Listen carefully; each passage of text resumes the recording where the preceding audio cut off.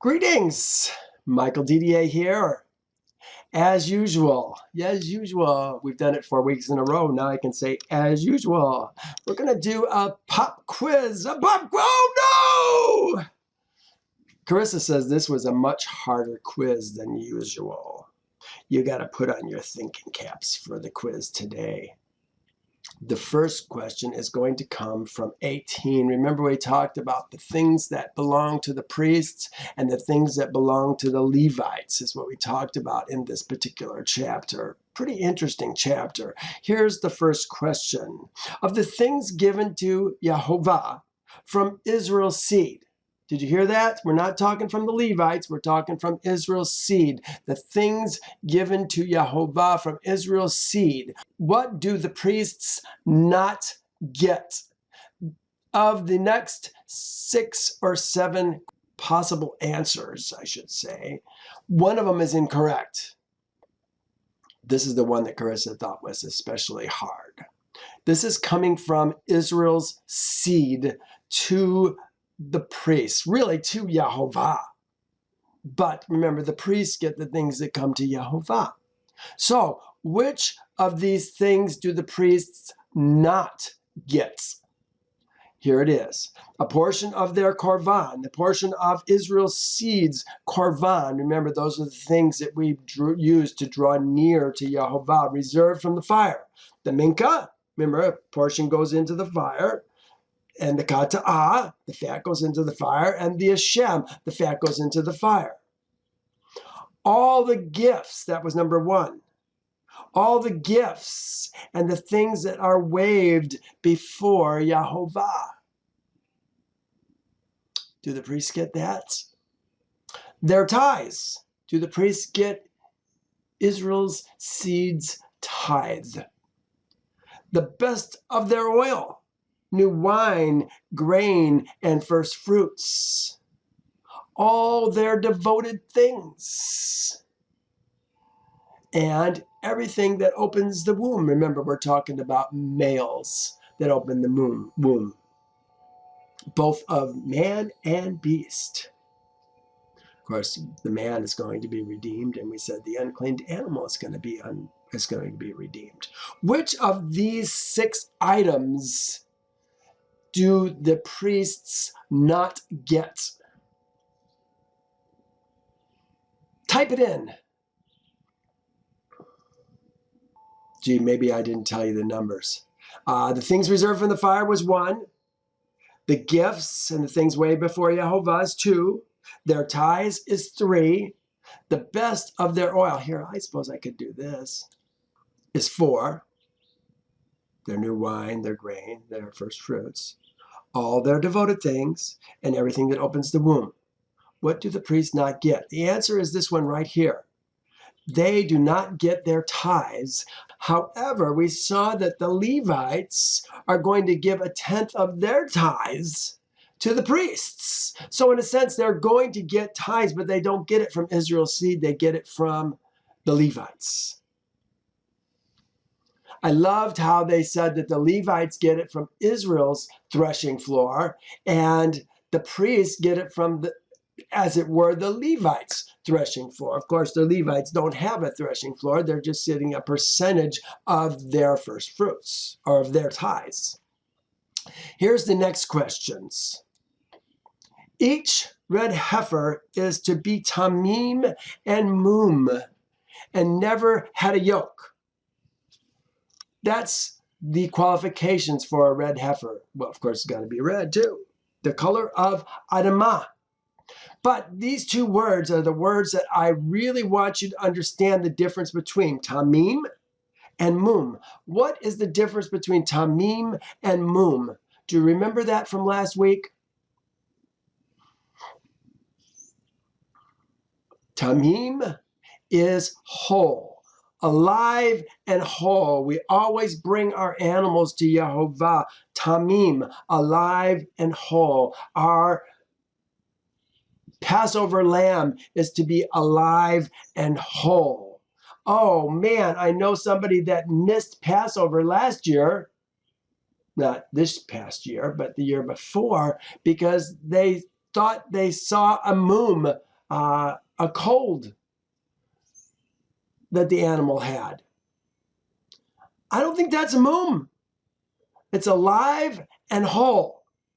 We saw that the mum was an ear that didn't hear, an eye that didn't see, a leg too short, a lack of a testicle. All those kinds of things are mum.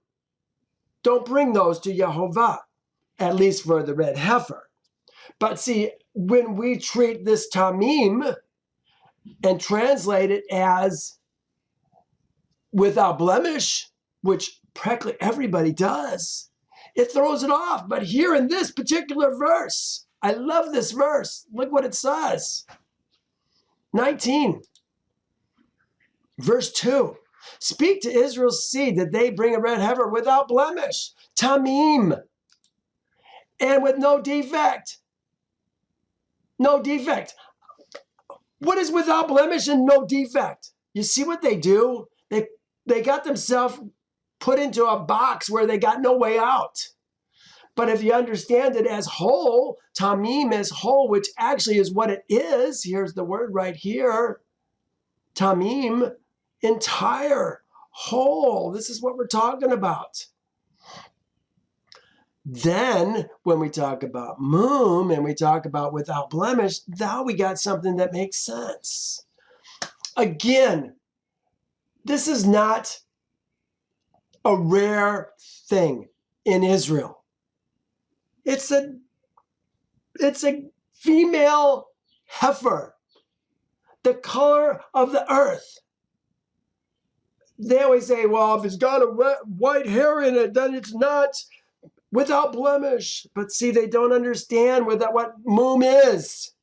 These are something that we use a lot of. This is something that's done on a regular basis. People are dying all the time, so we've got to renew the red heifer ashes regularly.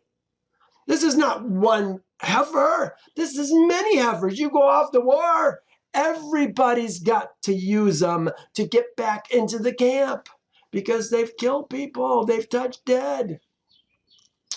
Lots to understand. Let's continue with our questions. Here's the next one. A clean man is to shakat, not slaughter. We're going to kill the red heifer. It's not going to be eaten. If it was shakat, or if it was slaughtered, it would be eaten. This is going to be shakat. He's going to do it outside the camp, and the priest is going to catch some of the blood. Here's the question. What does the priest do with the blood? Do you remember? You can peek at my answer now, I know. It's in verse 4. And Eleazar the priest shall take some of its blood with his finger and sprinkle some of the blood 7 times directly in front of the tent of meetings. Who is going to burn the ashes? It simply says a clean man. A clean man is going to burn the ashes. It's the same man probably that is going to slaughter, see, it's so easy, to shakat that animal. Who's going to kill that animal? He's going to burn the ashes. My next question is, what does the priest add to the fire? Remember, this is all about getting cleansed. They called it kata'ah, which I think is interesting because it's about being brought back into relationship with Yehovah. The priest adds 3 things. Do you remember what they were? Verse 6, let's take a look. Cedar, hyssop, and scarlet. We're talking about a scarlet thread or a scarlet cloth. He's going to cast those things into the fire. Remember when we saw the leper getting cleansed, we were going to use those 3 things. When we were seeing people being cleansed after a zavzuv, an unclean emission, they used these 3 things, cedar wood, hyssop, scarlet. And incidentally, all 3 conditions are things that put us outside the camp. Touching the dead, leprosy, and unclean emissions. Okay. Where are the ashes kept is the next question. They're kept outside the camp, not in the camp, outside the camp, because they have to be used by the unclean to use them. Now, the last question I have is something that I even learned something about this morning. It says, who has access to the red heifer ashes? When I wrote this question originally, I would have said a clean man. I was wrong. I was wrong. I found out differently. Look at what it says here in verse 12. I thought this was really interesting. It says, well, let's start in 11. He who touches the dead body of anyone shall be unclean 7 days. If we don't use the water, we're going to be unclean more than 7 days, aren't we? It says, he, the one who touches the dead, shall purify himself. Interesting. He, the one who touches the dead, shall purify himself with the water on the 3rd day and on the 7th day. Then he will be clean. But if he does not purify himself, we are doing it for ourselves. Remember, the red heifer ashes are in a container. We bring water, we take a pinch of the ashes and we put them in the water. And it's that water that we sprinkle on ourselves. Isn't it interesting that it doesn't say a clean man? I thought for sure, I searched, and I thought for sure it was going to be that clean man had to do this for the one who touched the dead. But it's not the case. But look at what it says concerning, here it is right here, 14. This is the law of a man. This is the law when a man dies in a tent. A man. I still think that's interesting. No, it's an Adam. An Adam. A man. An Adam. Dies in a tent. Could be a man, could be a woman. It doesn't say Adam, it just says Adam. Okay. Women die in a tent too, of course. This is the law for when that happens. Look what it says down here in verse, let me go back to my note here, verse 18. It says, a clean man shall take hyssop and dip it in the water. You know what? When we were cleaning ourselves, didn't say anything about hyssop. Isn't that interesting? What does the hyssop do? Is it possible that the hyssop keeps the clean man from getting the water of the sanctification on himself? Because remember what the water does, we'll see it in the last verse, it makes us unclean. It says a clean person shall take hyssop and dip it in the water. Didn't say anything about hyssop when we were doing it for ourselves. I'm doing this because we're pouring it on ourselves, it appears to me. On what? The 3rd day and on the 7th day. Interesting. Or was it the 4th day? No, I think it was the 3rd day. No, let's make sure we understand. 3rd day, 7th day, yeah. A clean man shall take the hyssop, dip it in the water, sprinkle it on the tent. This is the one person who dies in the tent. On the vessels that were in the tent. These are the sealed vessels. The open vessels are no good anymore. Take hyssop, dip it in the water, and sprinkle it on the tent, on the vessels, on the persons who were there, and on the one who touched a bone, the slain, the dead, or the grave. Oh, you know what? No. But this is, says himself in verse 9. Carissa was arguing with me this morning that maybe that was still a clean person doing it on himself. But look what it says right here. This is for the people who are in the tent. on the vessels, on the persons who were there, on the tent itself, on the vessels, on the people who were there. And the one who touches the bone, the slain, the dead, or a grave. You know what? Can you clean yourself? Can you clean yourself? Or does it still have to be a clean person who does it? You know what? I vacillate back and forth when I see these things.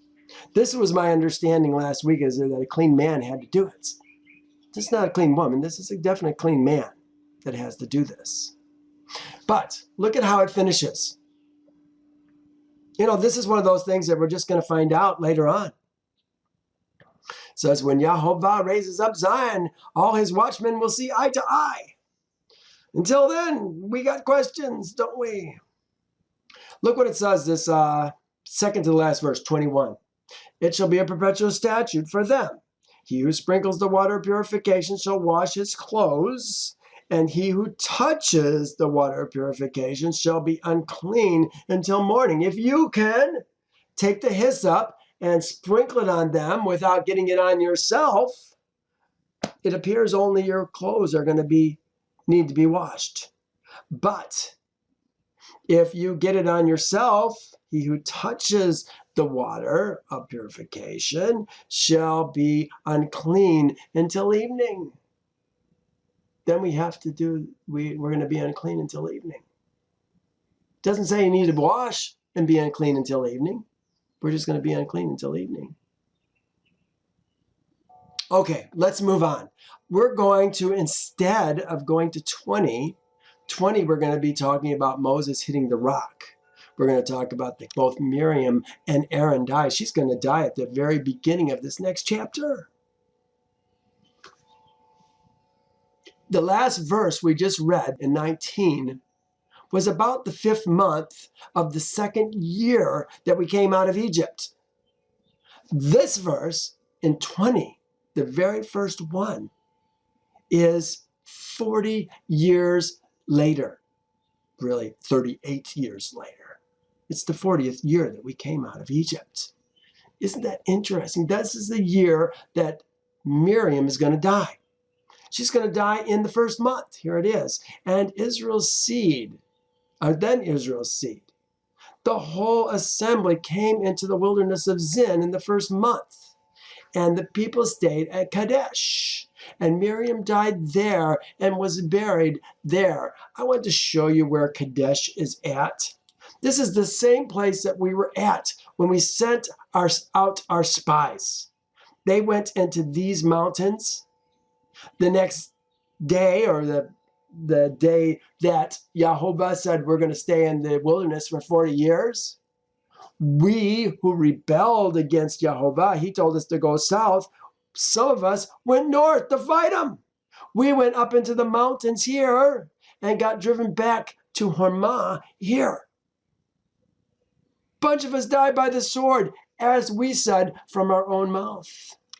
Finally, they came back to here, and we were driven south. Remember, there was plagues. There was all kinds of things that happened. That was the story of Korah and the 250 men. And then the whole congregation rebelling. You killed our men, our special men. And then the plague came. And remember that was Aaron, who had to fill his censer and bring the incense before the people to stop the plague.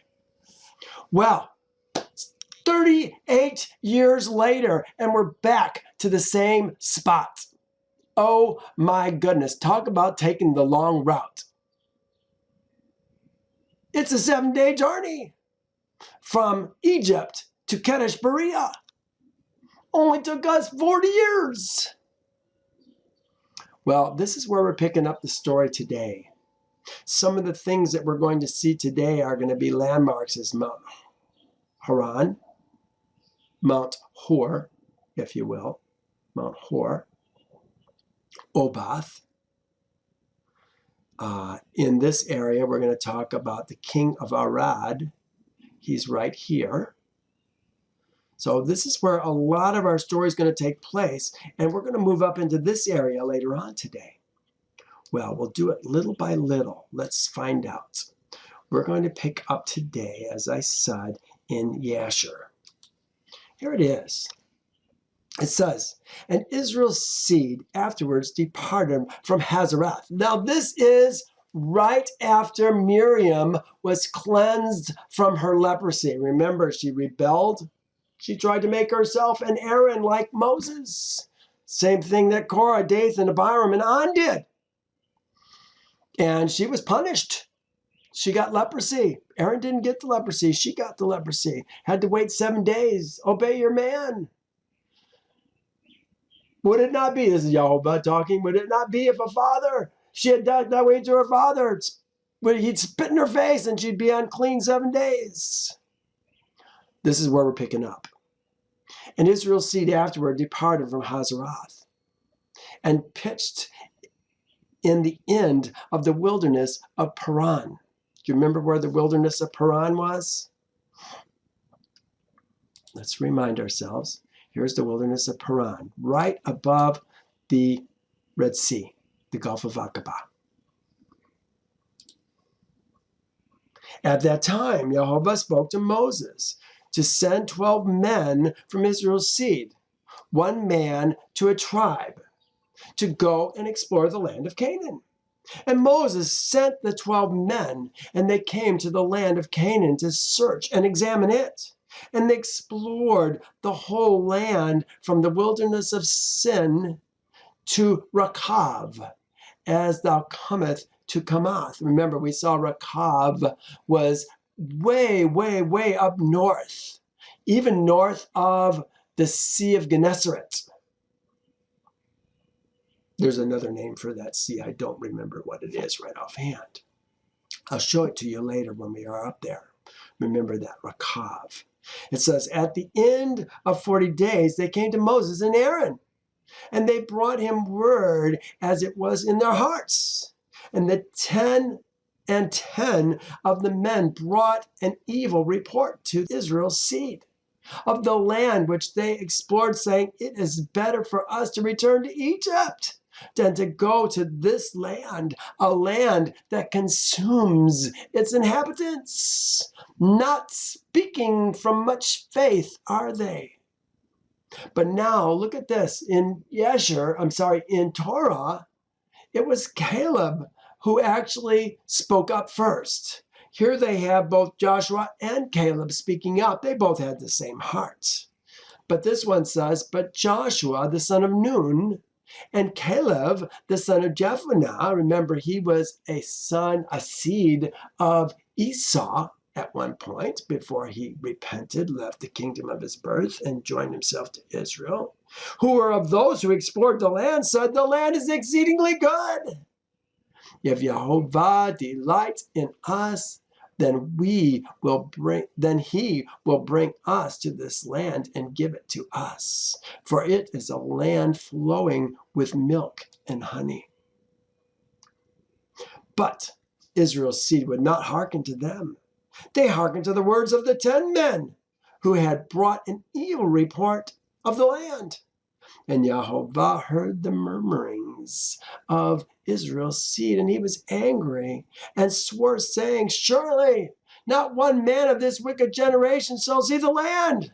From 20 years old and upward, remember, 20 years old and upward men. He's talking about Israel's seed.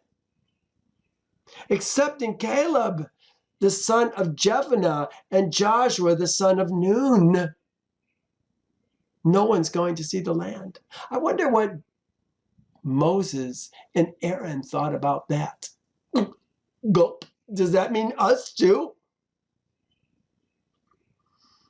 Well, it appears that it may have. Though Yehovah had some other reasons for keeping them behind, didn't he?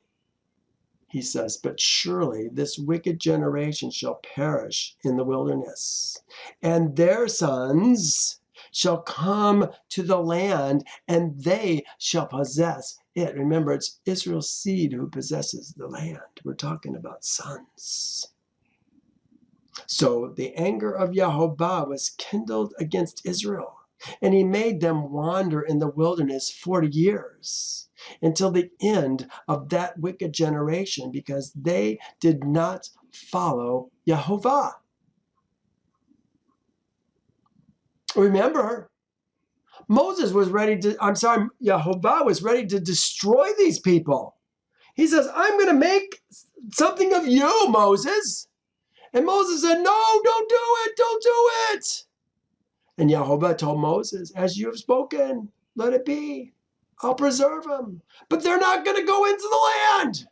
There is more to that story, and this is a case where actually Torah gave a better and more complete version of this particular story, didn't it? And the people dwelt in the wilderness of Paran a long time, and afterwards proceeded to the wilderness by the way of the Red Sea. Where was that wilderness? It may have been on the Sinai Peninsula. It may have been back on the other side of the Gulf of Aqaba, towards the mountain of Yehovah Sinai and Horeb.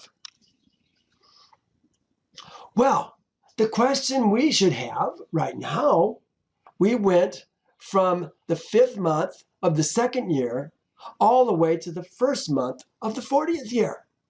The question we should have then is, what did we do during all that time? What was happening in the world? What was happening with us? It said, your sons shall be shepherds. That's a lot of shepherding. 38 years, isn't it? Well, now he talks about Korah. At that time, Korah, the son of Itzar, the son of Kohath, the son of Levi, took many men, how many? 250 men, of Israel's seed, and they rose up and quarreled with Moses and Aaron and the whole assembly. And Yehovah was angry with them, and the earth opened up and swallowed them up. Again, Torah gave us much more information. It was Moses that said, if these men die naturally, then Yehovah has not sent me. But if the earth opens up and devours them, then you know that Yehovah has sent me. This is us, and Yehovah was angry with them, and the earth opened its mouth and swallowed them up. Their houses and all belonging to them, all the men belonging to Korah. All the men belonging to Korah. You know what? There's going to be men still alive. I put, these must have been young sons and servants, because his line did continue. Here's one of the things. Let me read this to you. I was talking to Carissa about this morning. I guess I don't have it here. Worked better in copy. Korah's seed did not die. Let me just show you this, just so you know that. I thought that was interesting, because it sounds like, it says all his men. That's why I say, I think it was young sons and servants that did this. Let me fix this, really. Okay. I want to go back to here for just a moment. I'll just put this anywhere, paste, and then you can read it. Here it is. The sons of Eliab were Nemuel. These are the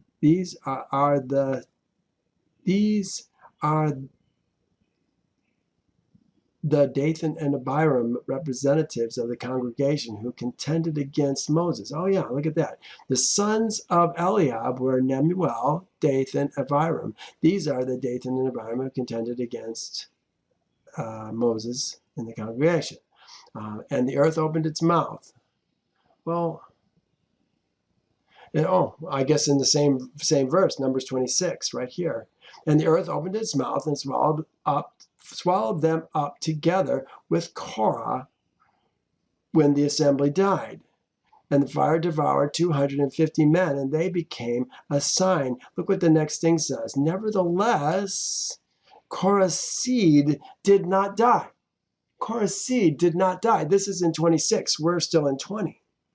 And that story was what? In, I don't even know, must have been 16 of Numbers. I'll get rid of this now. All right. And all the men belonging to Korah apparently it wasn't all the seed to Korah, but these are the men belonging to Korah. Maybe there's a difference. And after this, Elohim made the people go round by way of Mount Seir for a long time. They're going around Mount Seir. Let's take a look at where Mount Seir is. Or really the land of Seir. Did they say Mount Seir? Yeah, they did. Let's take a look here. Here's Seir up here. This is the land of Seir. I don't know where Mount Seir is at. I wonder if this could be Mount Seir, aka Mount Hor. But there's a lot of mountains in here, so it could be. Here's Basra. Okay, so it's in this area. So they're apparently going around in this area right in here. Not going into their land. This is their land in here. But he's staying outside of their land.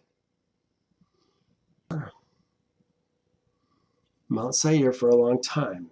At that time, oh, it was covered in 16. There it is right there. It was right, 16 Korah. At that time, Yehovah said to Moses, provoke not a war against Esau's seed, for I will not give you anything belonging to them as much as the sole of the foot could tread upon. Remember, he said, all that your feet tread upon, I will give to you. For I have given Mount Seir for an inheritance to Esau. Seir. How did Esau get Mount Seir? Well, they're going to tell us in the very next verse. Here it is. Therefore, did Esau's seed fight against Seir's seed? Remember, they were compatriots for a while. But Esau's seed got greedy. It said, therefore did Esau's seed fight against Seir's seed in former times, and Yehovah delivered Seir's seed into the hands of Esau and destroyed them from before them. And Esau's seed dwelt in their stead to this day. They killed their allies. Therefore Yehovah said to Israel's seed, fight not against Esau's seed, your brethren. Your brethren. We're always talking about men. Seed, seed, seed. Remember, Israel's seed is Jacob's seed, same man. For nothing in their land belongs to you, but you may buy food for them for money and eat it. And you may buy water from them for money and drink it. And Israel's seed did according to the word of Yehovah.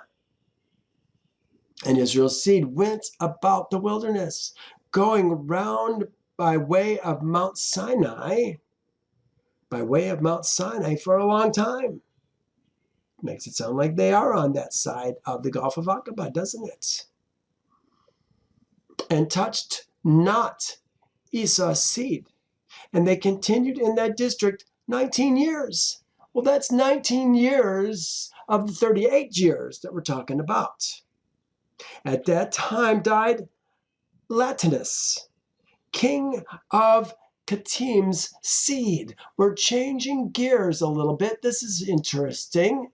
Remember, Katim is Rome. Latinus was the king of Rome. And it says in the 45th year of his reign, which was the 14th year of Israel's seed departure from Egypt. 14th year of Israel's seed departure from Egypt. We still had a long ways to go, didn't we? They buried him in his place, which he built for himself in the land of Katim. And Abimas reigned in his place for 38 years. And Israel's seed passed the boundary of Esau's seed in those days. And at the end of the 19th year, they came and passed the road of the wilderness of Moab. Passed the road of the wilderness of Moab. Let's talk about where these places are at right now. this gets a little bit confusing, and we have to kind of see how it's all going to go down. Let me open this up, and most maps are going to show you something a little bit different because they don't understand what actually has happened. Here's the Jabbok River. From here to here, really even to beyond here, in many maps, we will see that this is Moab. Sometimes Arnon, no, not Arnon, Moab and what was his brother's name? Moab and Ammon. Ammon is his name. The Ammonites sometimes will be in this area, but generally speaking, they're going to be in this area. Is where Ammon is going to be. We're going to see today that this land that was Moab was taken by Sihon, and they were driven south into this area and into this area. The road we're talking about right now is this road right here in the wilderness that goes through Moab. They call this the desert route. Where were we? On the road of the wilderness of Moab. And Jehovah said to Moses, besiege not Moab. Do not fight against them, for I will give you nothing of their land. And Israel's seed passed the road of the wilderness of Moab for 19 years, and they did not fight against them. Hear that? They were in Esau's area for 19 years. Now it sounds like they moved into this area for another 19 years. And in the 36th year of Israel's seed departing from Egypt, Jehovah smote the heart of Sihon, king of the Amorites. This is Sihon. Where's he at right now? I think he's coming from up north. Here it is right here. He's coming from this area. Here is the Jabbok River, Yavak. He's coming from Bashan. This is where Og, king of Bashan, is coming. And it sounds like Sihon is a underling king, a sub-king of Og, king of Bashan. He's taking this land for himself, and Jehovah is moving him to do it. And he's going to take this whole section from Yavak all the way down to, actually, this river down here, Arnon. Huge, huge area that he's going to take for himself. Let's find out. But this is in the 36th year. This is important because Jehovah told us not to take Moab's, anything that belongs to Moab. But now Sihon's going to take the things that belong to Moab, and we're going to take the things that belong to Sihon and Og.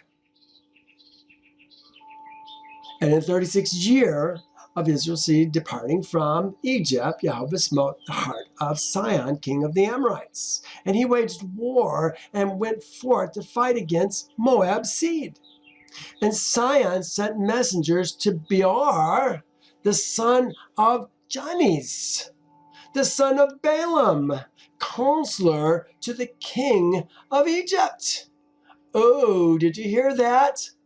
This family has been going on for a long time. And it says, and to Balaam's son, to curse Moab in order that it might be delivered to the hands of Sihon. This is the man, Balaam, who was with his sons in Egypt.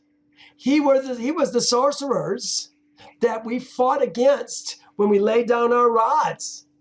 He's the man who tried to get Moses killed when he was 3 for taking the crown off of Pharaoh's head and putting it on his own.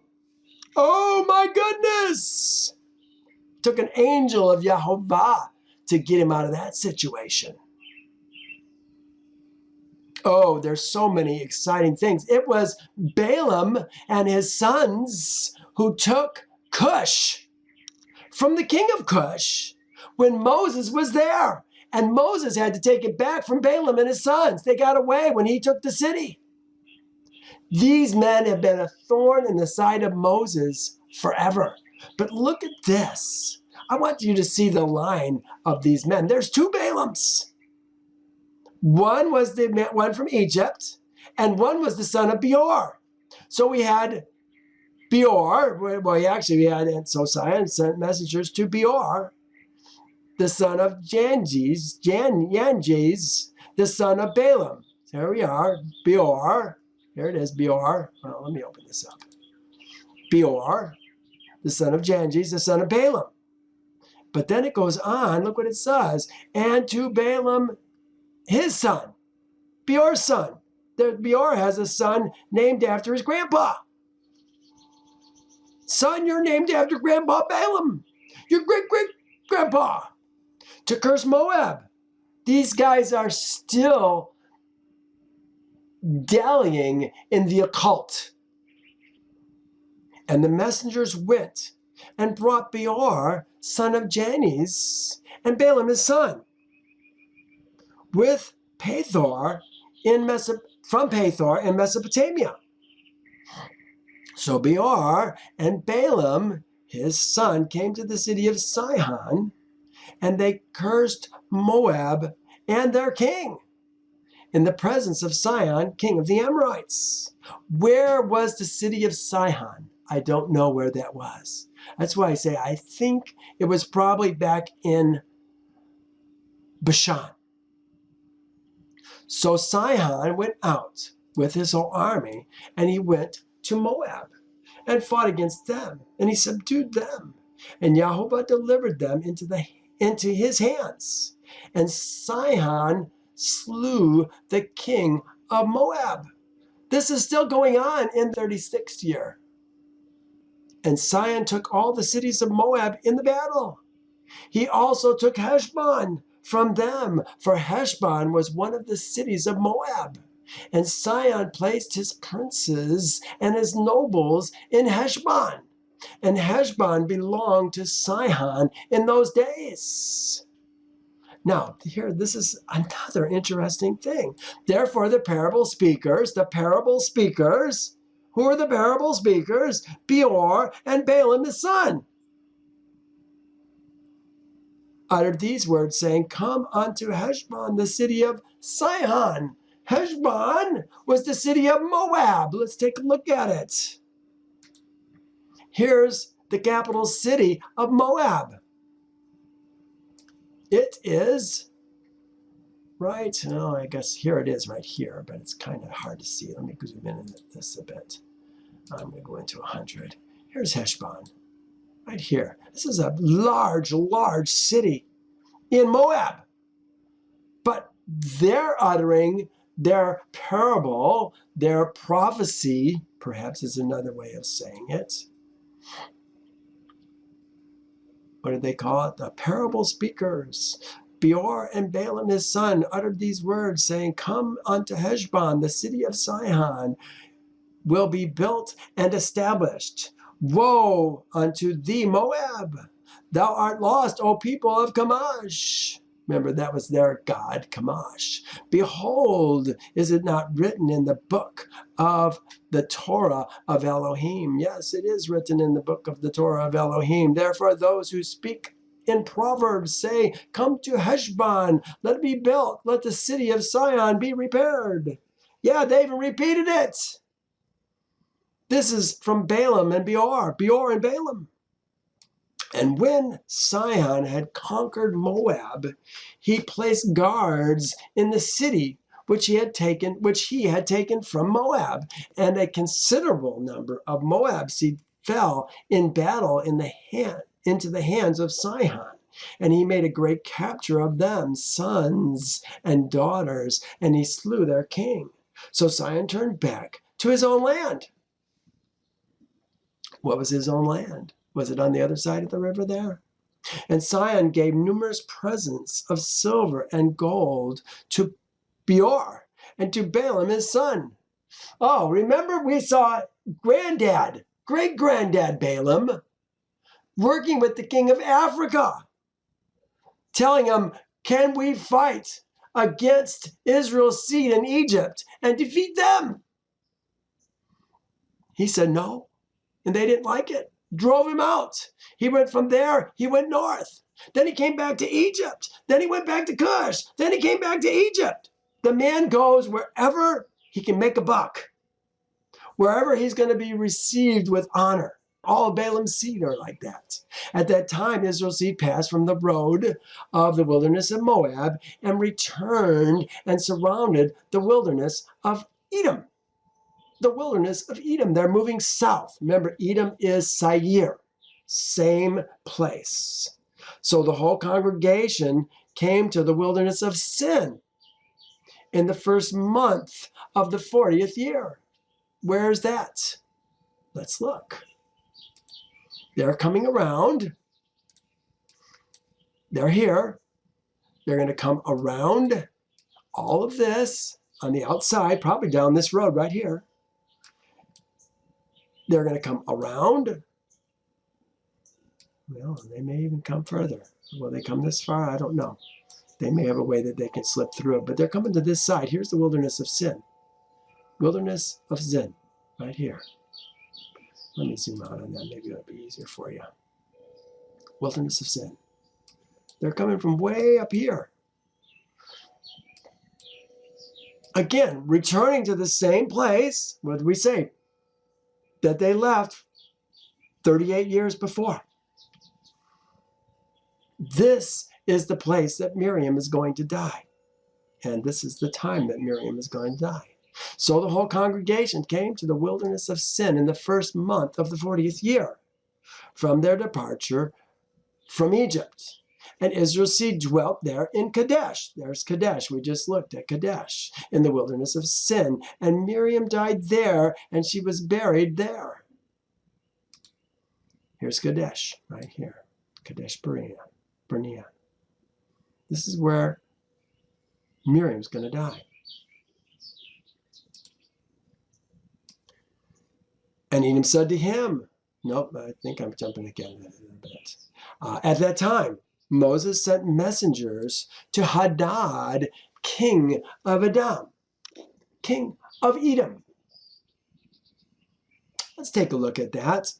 I always like, when you see kings of Edom, we know they're codified in Torah. If we go to Genesis 36, we will see the kings in order. Here's the first king that they had, Bela, son of Beor, reigned in Edom. Then we had Bela died, Jabab. Here is, where is he? So, Hadad. There's Hadad right there. Isn't Hadad the guy that we were just talking about? Let's double check. Hadad, king of Edom, saying, thus says thy brother Israel. He's the one that's ruling there right now. Let me pass, I pray thee, through thy land, that we will not pass through field or vineyard. We will not drink the water of the well. We will walk in the king's road. What is he asking? We have to understand what's going on. They're trying to get their way into the promised land. They're getting set up to enter the promised land. They're asking for permission to go from here, this area, into the King's Road. This is the King's Road right here. It's going to cross this river here, the Zerach, and then the Arnon. And beyond the Arnon is where Sihon's going to be. But they're not going to let him. It says, and Edom said, thou shalt not pass through my country. And Edom went forth to meet Israel's seed with the mighty people. And we're going to fight to keep you out. And Esau's seed refused to let Israel's seed pass through their land. So the Israelites removed from them and fought not against them. For before Yahweh commanded Israel's seed, saying, you shall not fight against Esau's seed. Therefore the Israelites removed from them and did not fight against them. So Israel's seed departed from Kadesh, and all the people came to Mount Hor. You know what? I think the order might be messed up a little bit here. Because if you're fighting against Esau's seed and now you're going to come to Mount Hor, that's like an act of aggression, isn't it? I think they probably came to Mount Hor first. We may see something different in Torah, because it does say that they came to Mount Hor and that Aaron is going to die on Mount Hor. Here he says, at that time, Jehovah said to Moses, tell thy brother Aaron that he shall die there, for he shall not come to the land which I have given to Israel's seed. Israel's seed. Who's left of Israel's seed? Their sons. That's all that's left. And they're not even Israel's seed yet, not until they cross the Jordan, circumcise themselves, and then become the Ezer men, the man born in the land. And Aaron went up at the command of Jehovah to Mount Hor in the 40th year, in the 5th month, on the first day of the month. So now we're in the 40th year, 5th month, first day of the month. His sister died, 40th year, 1st month, first day of the month. So we're talking 1, 2, 3, 4, 5, 4 months later.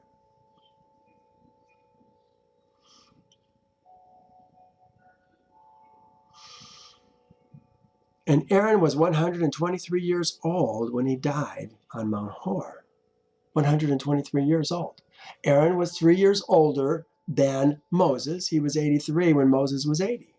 So we know Moses is going to pass this same year as well. All the kids in that family, aren't they? Now this begins Numbers 21, but keep reading. This is important for us to see this, and I want to continue in this thought, because we're already talking about how things fit together, what Sihon did, and how all things are going to flow. Here it talks about the king of Arad. The king of Arad. Let's show you where the king of Arad is at. Here he is, Arad. We're down here. Kadesh and Mount Hor. We're next going to go to Obath. But look what's happening. Here's Arad. He's getting concerned. Do you think all these kings are maybe getting concerned when an army of Israelites, whom Jehovah promised 40 years ago that their sons were going to inherit the land? You think they knew that? Of course they knew that. Now all of a sudden, here they come. Oh my goodness. Watch what happens. And the king and King Arad, the Canaanites, who dwelt in the south, heard that the Israelites had come by way of the spies. By way of the spies. Ooh, so interesting to see it written this way. We're going to see in Numbers 21, it's not written like that. It's confusing. They had come by the way of the spies. The way the spies came. And he arranged his forces to fight against the Israelites. And Israel's seed were greatly afraid of him, for he had a great and heavy army, probably had chariots even. Talking about a heavy army, a strong army, strong weapons, great and heavy army. So Israel's seed resolved to return to Egypt. Oh no! They're going to do what their fathers did. Can you imagine? We've waited 40 years and they're getting ready to go back to Egypt. And Israel's seed turned back about the distance of 3 days. 3 days journey unto Masarah Benai Jaakan. For they were greatly afraid on account of King Arad. Did you hear that? They're afraid once again. This is a land that devours its inhabitants, is what the spies told Israel's seed 40 years before, 38 years before. And Israel's seed would not get back to their places. So they remained in Beni Jaakan for 30 days. Did you hear that? Instead of going north, they went south on their way back to Egypt, 3 days journey. To this place, Maserat, Beni Jaakan. Look what's going to happen now. And when Levi's seed saw that Israel's seed would not turn back, they were jealous for the sake of Yahovah. I wonder if that's going to happen in these last days. And they rose up and fought against the Israelites, their brethren, and slew of them a great body, and forced them to turn back to their place. What place was that? Mount Hor. Coming back to Mount Hor. They've been gone for 30 days. We had to drive them back. We, the Levites. And when they returned, King Arad was still arranging his hosts for battle against the Israelites. He had 30 days, more than 30 days, to prepare his army. And Israel vowed a vow, saying, if thou, Yahovah, will deliver this people into my hand, then I will utterly destroy their cities. This is Israel talking about my hand, Israel's hand. And Yahweh hearkened to the voice of Israel, and he delivered the Canaanites into their hands, and he utterly destroyed them and their cities. And he called the name of the place Hormah. Well, you know what? On our map, we have a place called Hormah. But maybe Hormah is not so much a city as much as a region, a place where there are many cities. Is that possible? I think it might be. Hormah. And Israel's seed journey from Mount Hor, and pitched in Oboth. Hear that? They got rid of the king of Arad, and now they're going to draw closer. I showed you where Oboth was just a minute, and they journeyed from Oboth, and they pitched at this place. This is Avarim, in the border of Moab. Let's take a look at this carefully. Here is Oboth. We moved from Hor to Oboth. We're moving closer. Then we're going to move to this place right here, right along the bottom of the Dead Sea. Here's the Dead Sea right here. And here it is right here. This is in Moab. Remember, they got driven back on this side of the Arnon. This is a much more desolate place than this side is, this north side of the Arnon is. They got driven back to here, and now we're coming into here. We're still trying to get to this road. This is the goal, to get to this road so that we can then cross this river Arnon. Watch what happens. They pitched at the Avarim in the border of Moab. And Israel's seed sent to Moab, saying, let us pass through thy land into our place. Into our place. Into our place.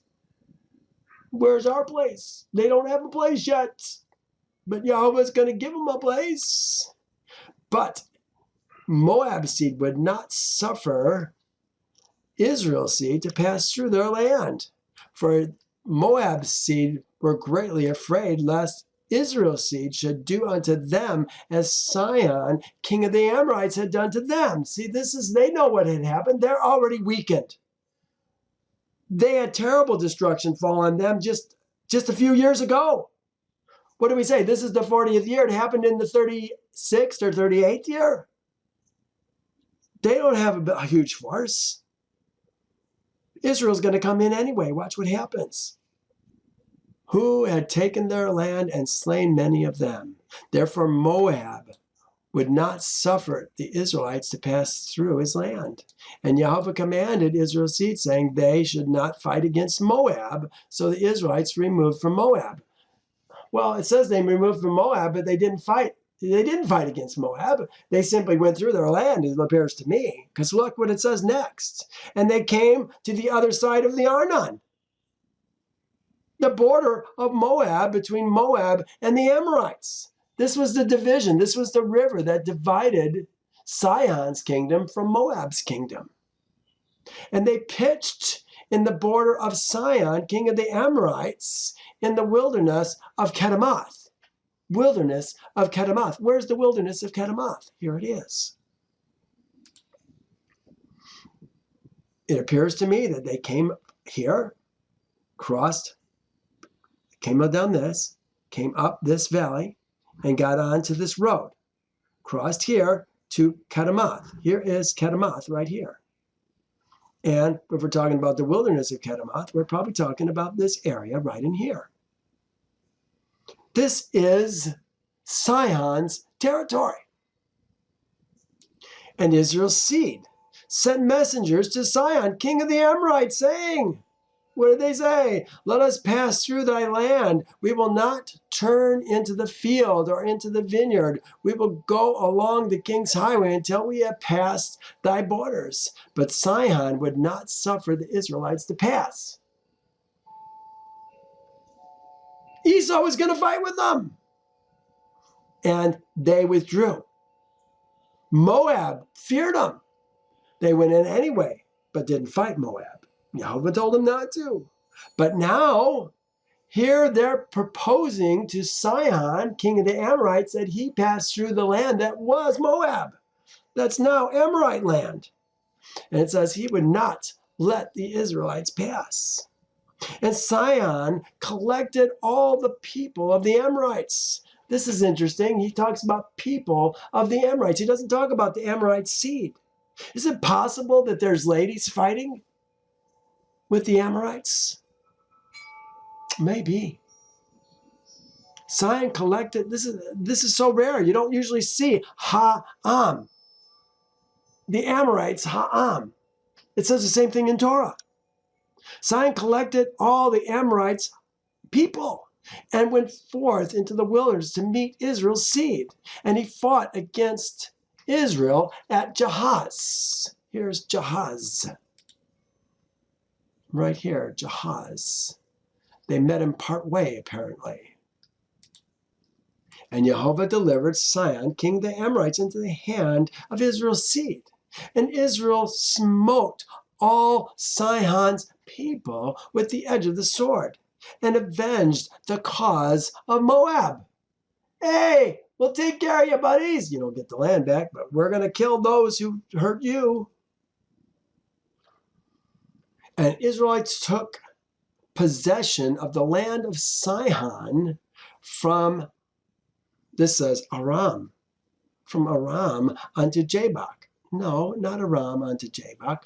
Arnon unto Jabbok. Here it is right here in Torah 21. We're going to see it in the next chapter. Then, 2 chapters, I guess. Then Israel defeated him with the edge of the sword and took possession of his land from the Arnon to the Jabbok, as far as Ammon's people, for the border of the people of Ammon's people was fortified. Well, they were going to fight with them anyway. Yeah, but it does say that. And Israel's seed took possession of the land of Sihon from Arnon unto Jabbok, unto Ammon's seed. And they took all the spoil of the cities. Now they're collecting a lot of spoil now and getting all these cities. These cities are going to become their cities. And Israel took all these cities. And Israel dwelt in all the cities of the Amorites. Hear that? And all Israel's seed resolved to fight against Ammon's seed, to take their land also. This is Israel's seed deciding to fight against Ammon's seed. Remember, Ammon is a relative. He's Lot's descendant. Second born, I think. Moab was Moab and then Ammon by his 2 daughters to take their land. So Jehovah said to Israel's seed, do not besiege Ammon's seed, neither stir up a battle against them, for I will give nothing to you of their land. And Israel's seed hearkened to the word of Jehovah and did not fight against Ammon's seed. And Israel's seed turned and went up by way of Bashan to the land of Og. By way of Bashan to the land of Og. And Og, the king of Bashan, went out to meet the Israelites in battle. And he had with him many valiant men and very strong force from the Amorites people. The Amorites people. Here, this is, and they turned and went up by way of Bashan. So Og, king of Bashan, went out against them. And he and all his people, we're talking about the people, to battle at Edrei. Where are we at right now? Edrei. Let's take a look. Here we are. We took all this land. Now, just on, I must have took it from Jabbok to Arnon. We took from here all the way to here. Now we're crossing over into Bashan, the land of Gilead, and we're meeting him here at Edrei. His capital city was Ashtaroth, as I recall. Let's find out. Then Jehovah said to Moses, do not fear him, for I have delivered him into your hand. Remember, this guy was a giant. He slept in was it a 16-foot bed? By 8 feet wide, I think. Huge bed. And they turned and went up. No, I said that. Do not fear him, for I delivered him into your hand, and all his people, and his land. And you shall do unto him as you did unto Sihon, the king of the Amorites, who dwelt in Heshbon. And Og, king of Bashan, was a very powerful man. But Arad, his son, was exceedingly powerful, even stronger than he was. Og was a big guy. This guy's even bigger. And Og said in his heart, behold, now the whole camp of Israel takes a space of 3 parses. This is Og saying this. The lesser of the two, his son was stronger, it says. Takes up 3 parsa. Takes up a space of 3 parsa. How big is that? I don't know. 3 acres? More bigger than that. Now I will smite them at once without sword or spear. He's got some brilliant idea. Here it is. And Og went to Mount Jahaz and took therefrom one large stone, must have been a humdinger, the length of which was 3 parsa. And he placed it on his head. And he resolved to throw it upon the camp of Israel's seed, to smite all the Israelites with that stone. And Jehovah's angel came and pierced the stone upon the head of Og. And the stone fell upon the neck of Og, and Og fell to the earth on account of the weight of the stone upon his neck. At that time Jehovah said to Israel, say, do not be afraid of him, for I have given him and all his people, not his seed, his people, and all his land into your hand. And you shall do to him as you did to Sihon. Now look what happens. This is quite amazing. It's Moses who's fighting this guy. And Moses went down to him with a small number of Israel's seed. And Moses smote Og with a stick at the ankles of his feet and slew him. Moses took a stick and slew the feet of Og at his ankles. For some reason, this reminds me of in Daniel, talking about the statue and the stone comes and breaks the feet of clay and iron. Do you remember that? This is what this reminds me of, something in the last days. What stick was this? Could this have been the stick of Elohim, the rod of Elohim? Is that what we're talking about? Is it possible? Conjecture. And Israel's seed afterward pursued Og's seed and all his people. Og's seed, remember, Og was a giant. Og's seed would have been that other son that they had and the other big guys that Og had. His seed And it says, and all his people. The people are the seed. And they beat and destroyed them till there was no remnant left of them. And Moses afterwards sent some of Israel's seed to spy out Jaazar. And Jaazar was a very famous city. I think this may be out of order too. Look at where Jaazar is. And maybe some of these things are speculation. But I saw Jaazar. Is this it? Jazer? Jazer? Jaazer. I think that may be it. It looks to me like maybe where he went before he went to Og. Could it be out of order? I don't know. It seems like we're going backwards. And the spies went to Jazer and explored it. And the spies trusted in Yehovah, and they fought against the men of Jaazar. And these men took Jaazar and its villages, and Yehovah delivered them into their hand, and they drove out the Amorites who had been there. And Israel's seed took the land of the two kings of the Amorites, 60 cities, which are on the other side of the Jordan, from the brook Arnon to Mount Hermon. Here's Mount Hermon. Brook Arnon, right here. Moab's down here, all the way up to Hermon. Here's Mount Hermon, way up here. So they took all of this, the land of Bashan, all of this, all the way down to here. Huge territory, gigantic territory. But we're not done. That's going to do 2.5 tribes. That's going to be the land of Israel for 2.5 tribes. That's it.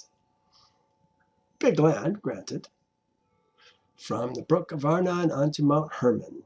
And Israel's seed journeyed and came to the plain of Moab, which is on this side of the Jordan by Jericho. They journeyed and came to the plain of Moab. Plain of Moab. They're calling it the plain of Moab. But it was the plain of Sihon, wasn't it?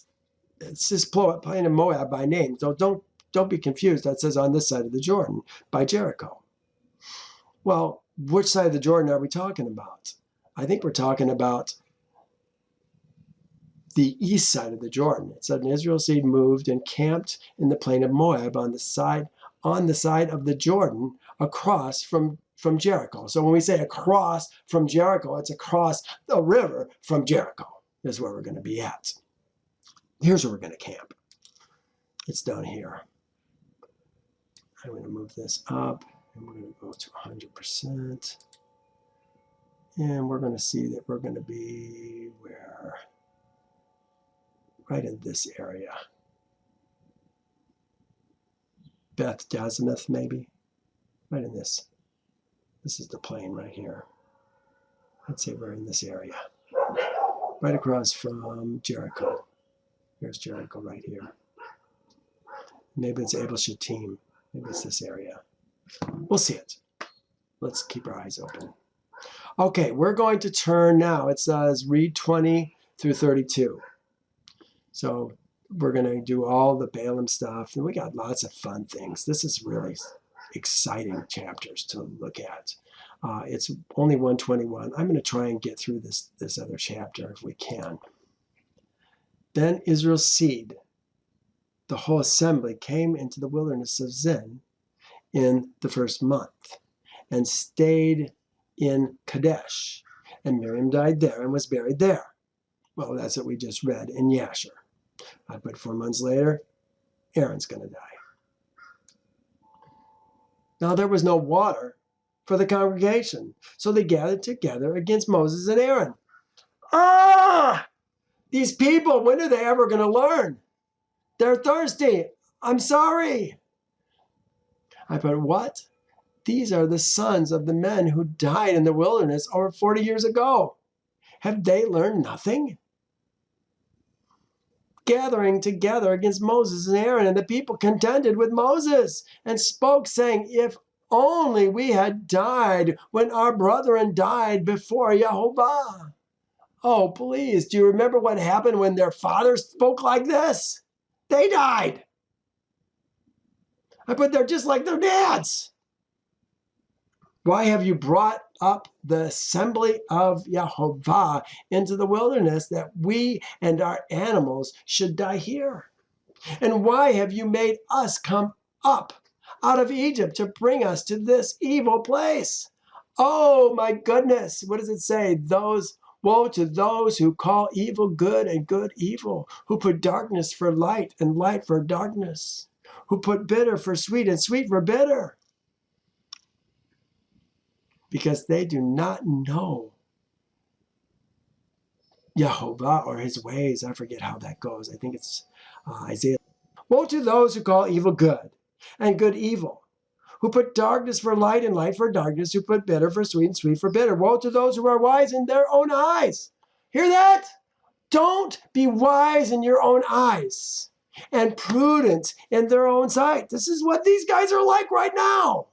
He says, because they have rejected the law of Yehovah of hosts and despised the word of the Holy One of Israel. Don't despise Yehovah's word. If he says he's going to do it, he's going to do it. Count on it. Plan your life around it. That's our safety in these last days.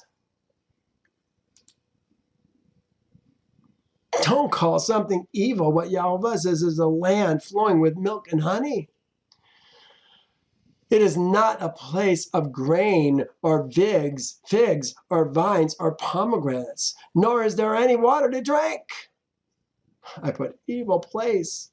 We are finally ready for the beginning of a whole new adventure with Yehovah. We will get to see his great arm work for us, just as he did 40 years earlier. Many of these men were not even born at that time.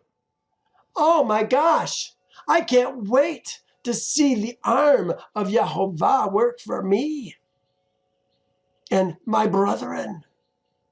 So Moses and Aaron went from the presence of the assembly to the door of the tabernacle of meeting, and they fell on their faces. Does it sound like something they've done before, falling on their faces? And the glory of Yehovah appeared to them. Here comes Yehovah. Now, the people ought to be getting worried right now. Then Yehovah spoke to Moses, saying, take the rod. The rod. What rod are we talking about? You and your brother Aaron gather the congregation together. He says, speak to the rod. Did you hear that? First he says, gather the rod. Here's the rod. The rod. Ha-matah. The branch. The rod. But he says, speak to the rock before their eyes. So we're going to take the rod. Remember, the rod is the symbol of authority. We proved that 38 years before, when their fathers were being killed left and right. Do you remember? The rod of Aaron is the one that sprouted and brought forth ripe fruit, ripe almonds in one night. It's the rod of authority. They left it. Where'd they leave it? They left it in the tabernacle. Now they got to go get it. Speak to the rock before their eyes, and it will yield its water. They were supposed to speak to the rock. We hit the last rock. That was Hormah, and it split in half. Now Moses is angry because of their attitude again. Here we go again. And he's going to let his flesh get a hold of him. And it will yield its water. Thus you shall bring water for them out of the rock, and give drink to the assembly and their animals. Wow. We have seen the rod a lot. Here it is yet again. We just 3 chapters earlier found out which rod of the 12 has the power of Yehovah with it. Now all that needs to happen is for Moses to hold the rod and speak to the rock. The rod seems to be a symbol of authority. That's what it is for those who are ruling over Yehovah's seed. Well, we talked about this rod a lot. Was Aaron's rod the rod of Elohim? I think it was. Yes, it is. Well, look at where they get it. So Moses took the rod from before Yehovah. He didn't take the rod before Yehovah. He took the rod from before Yehovah as he commanded him. That's where the rod's been staying. This is where they put it, chapter 17. And Yehovah said to Moses, bring Aaron's rod back before the testimony, to be kept as a sign against the rebels, that you may put their complaints away from me. Here they are complaining again, lest they die. You'd think when they saw the rod, they'd say, I know this rod. We haven't seen it in a while, but I know this rod. 10. And Moses and Aaron gathered the assembly together before the rock. And he said to them, hear now, you rebels! You rebels! Bring Aaron's rod back. Marah kept a sign against the rebels. Oh, this is number 17. Okay. So I didn't do one for this one. It must be the same word. Must we bring water for you out of this rock? Well, yeah, that's what Yehovah told him to do. Then Moses lifted up his hand and struck the rock twice with his rod. You know what? Is there a shadow picture going on here? I think there might be. The first time Moses was instructed to hit the rock. The second time he was told to take the rod and speak to the rock. Could this be a shadow picture of things to come in the last days, when Yehovah once again brings Israel's seed out of the lands where he has scattered us, from the north and all the lands where he has scattered us? Will these men be able to speak it? They don't have a rod. There's not a rod to go around for all these men. But maybe these men are able to just speak it as Yehovah Shalach, his sent one, and it's going to happen. I think that's what's good. I think that's what's going on here. I think that's why this was such a severe thing for Moses to do, and hitting the rock with that rod instead of speaking to the rod. I really think he violated a principle that Yehovah was bringing forward. Moses probably would have lived if he hadn't done this, but he did. And I think it's because Yehovah wants to make an example of him so that this shadow picture isn't lost. Maybe it is lost for most people, but I think there's something more here. I think it has to do with a shadow picture for the last days. And then Moses lifts up his hand and struck the rock twice with his rod, and the water came out abundantly, and the assembly and their animals drank. It says, then Yehovah spoke to Moses and Aaron, because you did not believe me.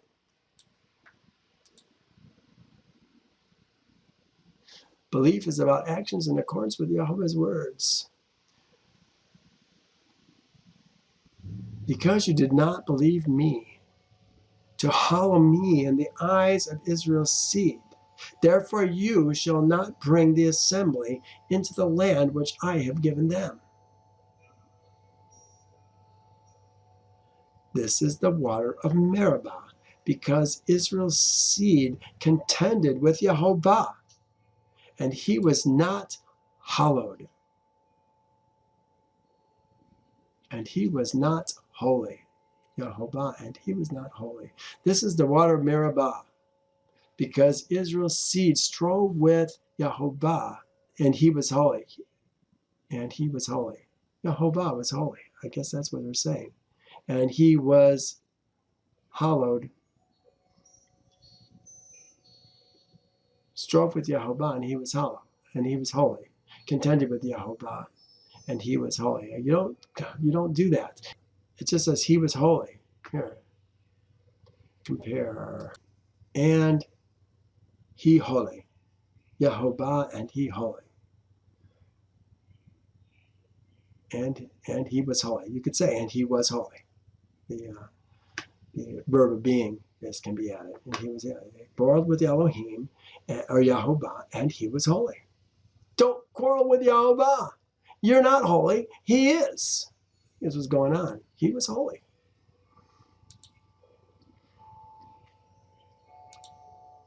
Okay, moving on. Now Moses sent messengers from Kadesh to the king of Edom. Thus says your brother Israel. So remember, this is still the place where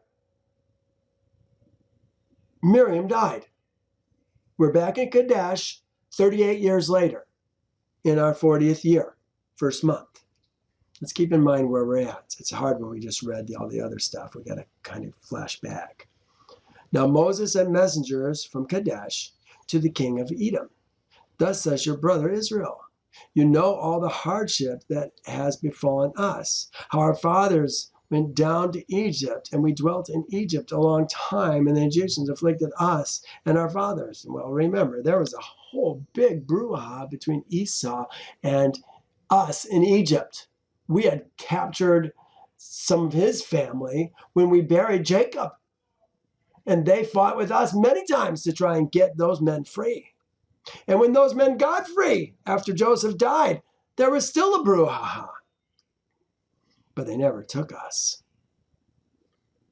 Hardship that has fallen us. How our fathers went down to Egypt, and we dwelt in Egypt a long time, and the Egyptians afflicted us as our fathers. When we cried out to Yehovah, he heard our voice and sent the angel and brought us up out of Egypt, the angel. The Malak. What was the angel Malak? Messenger. Brought the messenger. Was that Moses? And brought us up out of Egypt. Now here we are in Kadesh, a city on the edge of your border. Please let us pass through your country. We will not pass through the fields or vineyards, nor will we drink water from wells. We will go along the king's highway. We will not turn aside to the right hand or to the left until we have passed through your territory. Crossed over into Moab. Still would have to go through Moab, wouldn't we? They wouldn't be fired up about that either at that point. Then Edom said to him, you shall not pass through my land lest I come out against you with sword.